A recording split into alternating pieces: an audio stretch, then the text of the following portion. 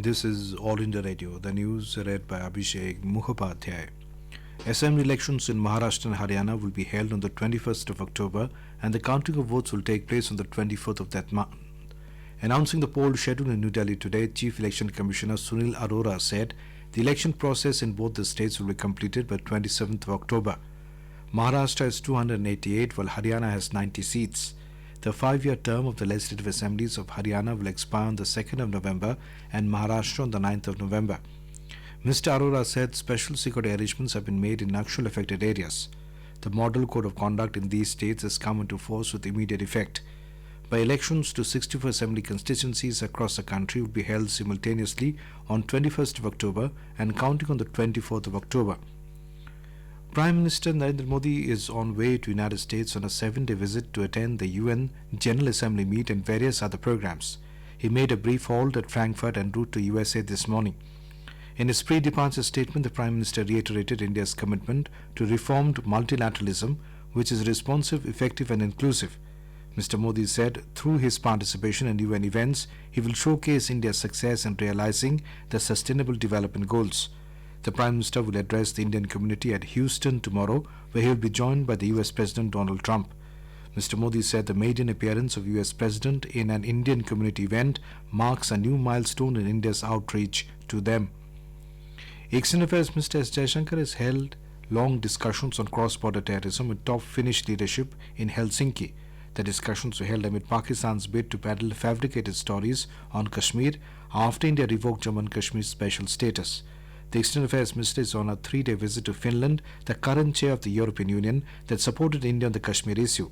Mr. Jaishankar yesterday held talks with Prime Minister Antti Rinne and his Finnish counterpart Pekka Haavisto on a broad spectrum of bilateral relations. Moody's Investor Service today terms central government's decision to cut corporate tax rate as a credit positive move. The rating agency said that the tax cut would give a boost to net income of Indian firms.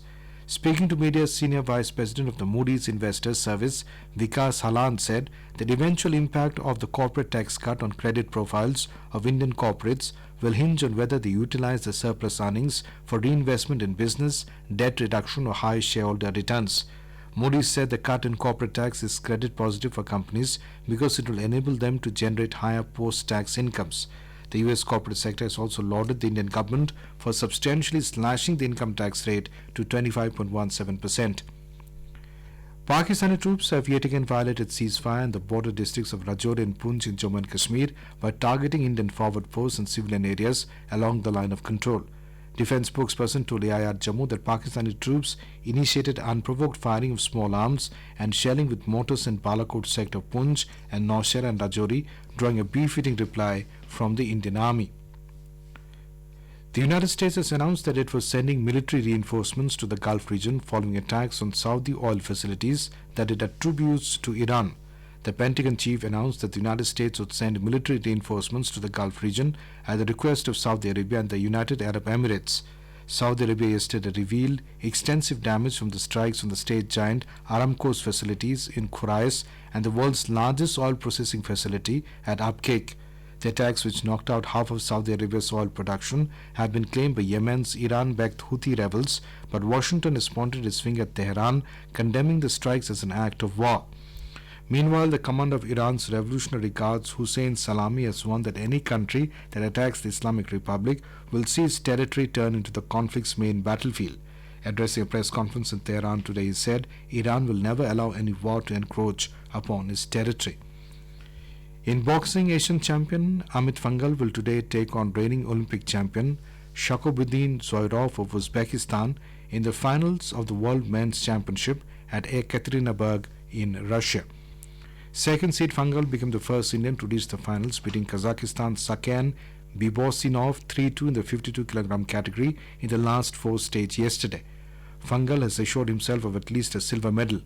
Manish Kaushik, the other Indian pugilist to reach the semi-finals, signed off with a bronze medal after going down to top-seeded Cuban Andy Gomez Cruz 0-5 in the 63 kg category. And that is the end of this news bulletin.